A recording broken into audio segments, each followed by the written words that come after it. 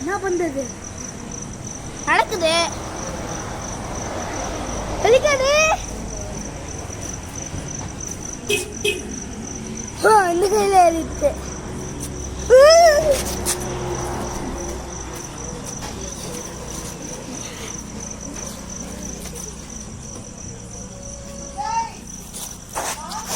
insect which is called as stick insect. நான் வெட்டிக்கிறேன்னு நினைச்சிக்கிறேன். Photo எடுத்துட்டியா இல்லையாப்பா?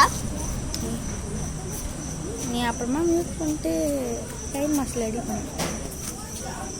This is stick insect.